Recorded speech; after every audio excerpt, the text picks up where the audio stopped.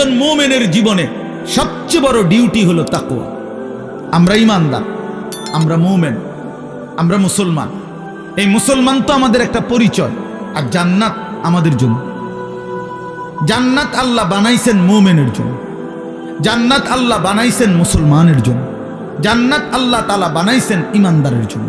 কোন কাফের বেঈমান মুশরিক, কোন নাস্তিক মুরতাদ, আল্লাহর অবাধ্য পাপী নাফরমান পৃথিবীর সবগুলো ভালো কাজও যদি করে, ঈমান না থাকলে খোদার কসম আখিরাতে এক ঢোক পানিও মিলবে না, এক লোকমা খাবারও মিলবে না, সুখের এক বিন্দু চিহ্নও পাবে না, কোনোদিন মুখে একবারের জন্য হাসিও ফুটবে না।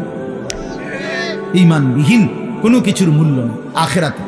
দুনিয়া মিলতে পারে, দুনিয়া মিলা কোনো আশ্চর্য কিছু না। আমরা অনেক সময় বলি যে কাফের বেঈমানরা দুনিয়া খুব খাইতেছে, চোর ডাকাত, সিটার বাটপার, সুদখোর, ঘুষখোর, জালেম দুনিয়া খুব ভোগ করতেছে। খোদা একা তারে দুনিয়া এত দিছে, অনেকের আফসুস তো তোমারও দিত নাকি? তুমি শোনো নাই?